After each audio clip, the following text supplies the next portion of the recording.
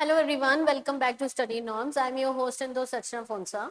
हम लोग कर रहे थे क्लास 10 का सब्जेक्ट मैथ्स, और मैथ्स में हम लोगों ने चैप्टर लिया था आपका third, pair of linear equation in two variables. अब pair of linear equation in two variables में अभी तक मैंने आपको इंट्रोडक्शन करवा दिया हुआ है इसका, ठीक है। एक्सरसाइज हमारी जो है 3.1 जो है वो चल रही थी, तो उस भी एक्सरसाइज में अभी तक मैंने एक ही फर्स्ट क्वेश्चन ही करवाया। आज जो है मैं इसका सेकेंड क्वेश्चन करवाऊंगी, ठीक है। और ये एक्सरसाइज जो है ये पूरी की पूरी ग्राफिकल मेथड पे डिपेंडेंट है। जो ग्राफिकल मेथड में मैंने आपको a1/a2 equals to b1/b2 equals to c1/c2 का गेम बताया था, ठीक है। तो क्या बताया था मैंने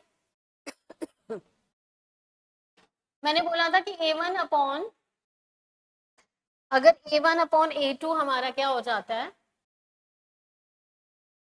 a1/a2 is not equal to b1/b2, ठीक है, देन लाइंस आर इंटरसेक्टिंग और इक्वेशंस क्या आ जाती हैं हमारी।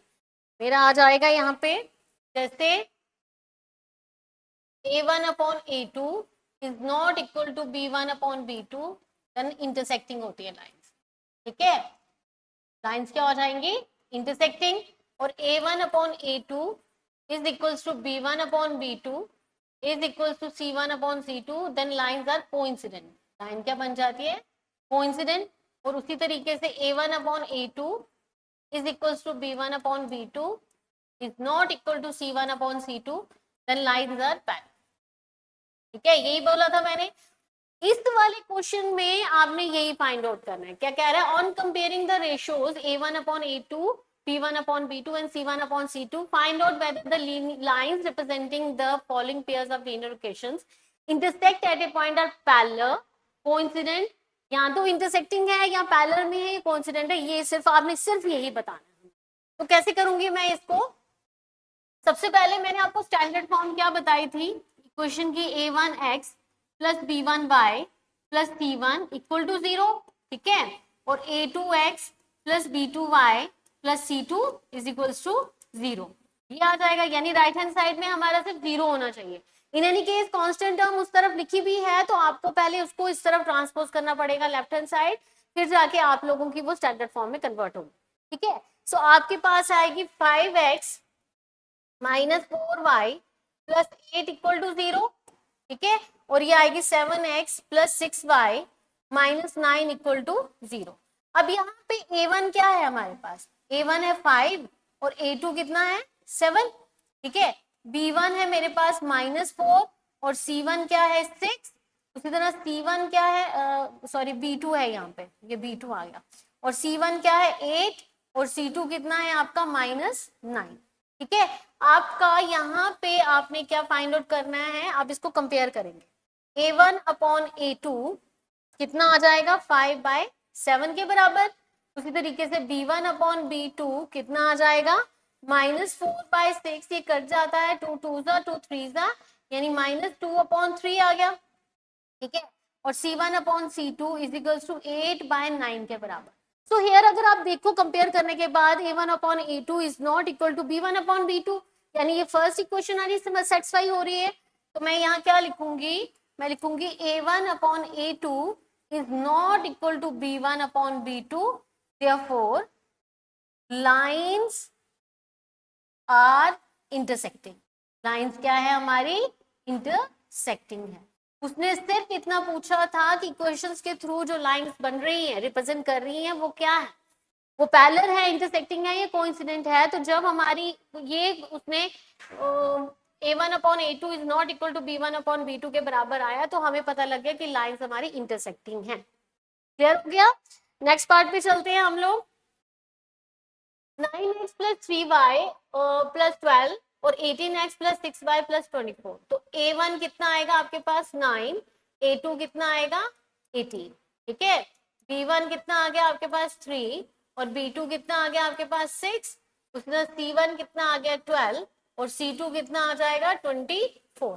करिए compare, a1/a2 is equals to 9/18, यानी 9 1 सा 9 2 सा, ये कितना आ जाएगा 1/2, clear.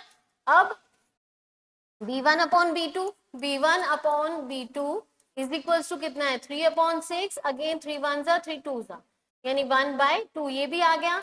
C1 upon C2 is equals to 12 upon 24. तो ये कितना आएगा 12 1 सा 12 2 सा यानी 1/2 अगेन. सो हियर क्या आ जाएगा मेरे पास A1 upon A2 is equals to B1 upon B2 is equals to C1 upon C2. ये दोनों है तीनों, तो lines are coincident. Lines are coincident. मैंने बताया था जब सारे कुछ इक्वल हो आपस में उस केस में लाइंस हमारी क्या होती है कोइंसिडेंट होती है. देखो सेकंड वाली कंडीशन हमारी, ठीक है. ये था second part. Next part third part है आपका 6x minus 3y plus 10 equal to 0 और 2x minus y plus 9 equal to 0.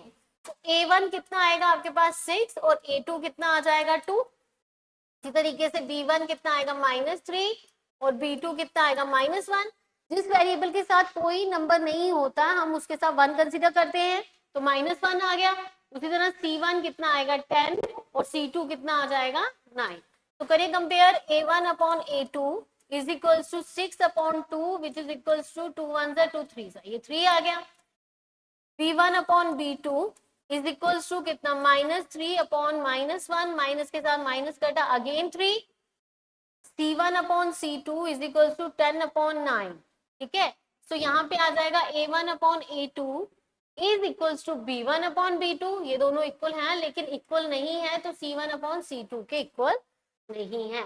तो उस केस में क्या होता अगर आपको याद हो जब हमारा वो A1 अपॉन A2 इक्वल हो जाता B1 अपॉन B2 के is not equal to C1 upon C2 तो लाइंस क्या हो जाती है हमारी लाइंस हो जाती है पैरेलल. तो आप लिखोगे लाइंस आर पैरेलल. लाइंस क्या बन जाएंगे हमारी पैरेलल लाइंस बन जाएंगे. okay? मैं लिखूंगी लाइंस आर पैरेलल. क्लियर. ये आ जाएगा आपका थर्ड पार्ट. क्लियर हो गया यहाँ तक. ठीक है. नेक्स्ट देखते हैं हम लोग थर्ड क्वेश्चन क्या बोल रहा है वो. On comparing the ratio A1 upon A2 B1 upon B2 and C1 upon C2 find out whether the following pairs of linear equation are consistent और इनकंसिस्टेंट. अब कंसिस्टेंट और इनकंसिस्टेंट की गेम आ गई. देखो मैंने क्या बोला था A1 upon A2 is not equal to B1 upon B2 जब होता है तो देन इंटरसेक्टिंग लाइंस होती है. ठीक है. लाइंस क्या हो जाती है इंटरसेक्टिंग. A1 अपॉन A2 जब इक्वल हो B1 upon B2 is equal to C1 upon C2 के इक्वल हो तो आपकी लाइंस कोइंसिडेंट हो जाती है. ठीक है. लाइंस कोइंसिडेंट हो जाएंगी तो A1 upon A2 is equal to B1 upon B2 is not equal to C1 upon C2 के बराबर हो जाएगा. तो लाइंस आपकी क्या हो जाती है पैरेलल. अब यहाँ पे ये तो लाइंस है ना भाई, ये लाइंस हो रही. अब उसने बताना है कि लीनियर इक्वेशन क्या बन जाएगी इन तीनों केसेस में. तो हमेशा याद रखना जब आपकी इंटरसेक्टिंग और कोइंसिडेंट लाइन बनती है ना तब आपकी कंसिस्टेंट इक्वेशन बनती है. कंसिस्टेंट मतलब कि आप लोग इस इक्वेशन को आगे निकाल सकते हो. ठीक है. और जब आपकी पैरेलल बनती है तो इनकंसिस्टेंट हो जाती है यानी क्वेश्चन आपका वहीं पे स्टॉप हो जाएगा. आप एक्स और वाई की वैल्यू वहां पे फाइंड आउट नहीं कर सकते. तो याद रखना जब इंटरसेक्टिंग और कोइंसिडेंट होगा तो इक्वेशंस आपकी कंसिस्टेंट होंगी और जब पैरेलल लाइंस होंगी तब आपकी इक्वेशन इनकंसिस्टेंट होगी. तो आपने इस क्वेश्चन में यही फाइंड आउट करना है. ठीक है. इक्वेशन में क्या दिया हुआ उसने 3x प्लस 2y. मैंने बोला था जनरल फॉर्म में करना है इसको तो माइनस इक्वल टू का इस तरफ 0 होना चाहिए. ये इस तरफ जाएगा तो माइनस का 5 इज इक्वल टू 0. इसके साथ भी यही 2x minus 3y minus 7 equal to 0. So here A1 is equal to 3 और A2 कितना आ जाएगा 2. उसी तरह से B1 इक्वल टू 2 और B2 कितना आ जाएगा -3 और C1 equal to -5 and C2 is equal to -7. करिए कंपेयर A1 अपॉन A2 कितना आ जाएगा 3 अपॉन 2. ठीक है. इसी तरीके से B1 अपॉन B2 कितना आ जाएगा आपके पास ये आ जाएगा 2 अपॉन -3. ठीक है. और C1 अपॉन C2 कितना आ जाएगा -5 बाय -7 माइनस के साथ माइनस कटा तो 5/7 यानी ये क्या सेटिस्फाई कर रही है फर्स्ट वाली कंडीशन सेटिस्फाई कर रही है जिसमें क्या बताया उसने कि ये तीनों कोई भी इक्वल नहीं है. तो आप लिखोगे A1 upon A2 is not equal to B1 upon B2। जब यही इक्वल नहीं है तो थर्ड वाले पे हम लोग जाएंगे ही नहीं। तो यहाँ पे हम लोग लिखेंगे लाइंस आर इंटरसेक्टिंग। लाइंस क्या है हमारी, इंटरसेक्टिंग है। देयरफॉर इक्वेशंस क्या बन जाएंगी आपकी, इक्वेशंस बन जाएंगी consistent. Equations are consistent. Clear हो गया यहां तक, कोई डाउट नहीं है? ठीक है, नेक्स्ट पार्ट पे चलते हैं। इसको भी हम लोग लिखेंगे 2x minus 3y minus 8 equal to 0, 4x minus 6y minus 9 equal to 0। तो a1 इज इक्वल्स टू 2 और a2 कितना आ जाएगा 4। उसी तरीके से b1 इक्वल टू माइनस 3 और b2 कितना आ जाएगा माइनस 6। उसी तरीके से c1 इक्वल टू माइनस 8 और c2 कितना आ जाएगा, c2 आ जाएगा minus 9। So a1 upon a2 is equals to 2 upon 4 which gives us 1 by 2। क्या, उसी तरह b1 upon b2 is equals to minus 3 upon minus 6, minus के साथ माइनस 2 जा 1 by 2 अगेन। और c1 upon c2 कितना आ जाएगा माइनस 8 upon माइनस 9, इसके साथ कट गया तो 8 upon 9 आपका c1 upon c2 आएगा। अब यहाँ पे कौन सी कंडीशन हमारी सेटिस्फाई हो रही है, मेरा a1 upon a2 is equals to b1 upon b2 is not equal to c1 upon c2। यानी मेरी लाइंस क्या बन जाएंगी, मेरी लाइंस आर पैरेलल। लाइंस मेरी क्या बन जाएंगी, पैरेलल। तो इक्वेशन क्या बन जाएगी, देयरफॉर इक्वेशन इज इनकंसिस्टेंट। ठीक है, इक्वेशन इज इनकंसिस्टेंट। क्लियर, ये था सेकंड पार्ट। ठीक है, नेक्स्ट पार्ट देखते हैं। आपको दिया हुआ उसमें 3/2x plus 5/3y minus 7 equal to 0। फिर उसके बाद 9x minus 10y minus 14 is equal to 0। So here a1 is equal to 3/2 और a2 कितना आ जाएगा 9, b1 तेरा आ जाएगा 5/3 और b2 आ जाएगा माइनस 10। फिर c1 आपका आ जाएगा माइनस 7 और c2 आ जाएगा माइनस 40। करिए compare, a1 upon a2 is equal to 3 upon 2 into 9 लिखूंगी मैं। कैसे, देखो 3/2 को होल डिवाइडेड बाय 9 के साथ जब मैं करूंगी तो इसके नीचे कुछ c1 और जब जो ऊपर जाएगा तो उल्टा हो जाएगा, यानी 3/2 इंटू 1/9 के बराबर हो जाएगा विच गिव्स अस क्या 1/6। तो ये 1/6 के बराबर हो जाएगा। ठीक है, आ गया। अब इसको करेंगे b1 अपॉन b2, ये कितना आ जाएगा आपका 5/3 इंटू माइनस 10, 5 1 जा 5 2 जा, तो ये आ जाएगा 1/-6। ये प्लस का -6, ये प्लस का ये माइनस का। तो c1 upon c2 is equals to -7 upon -14, minus के साथ माइनस, ये आ जाएगा 1/2। पता लग गया कैसे किया मैंने? कंपेयर करते हैं हम लोग, उठाया आपस में इक्वल। अगर इसके साथ माइनस नहीं होता तो ये दोनों आपस में इक्वल आते, लेकिन इसके साथ माइनस है तो हमारा क्या आएगा, a1 upon a2 is not equal to b1 upon b2। जब ये इक्वल नहीं आया तो फर्दर हम नहीं देखेंगे। तो लाइंस क्या आ जाएगी हमारी, लाइंस हमारी आ जाएगी इंटरसेक्टिंग। लाइंस हमारी इंटरसेक्टिंग लाइंस बन जाएंगी और इक्वेशंस क्या बन जाएंगी, equations are consistent. Equations are consistent. ठीक है, ये आ जाएगा आपका थर्ड पार्ट।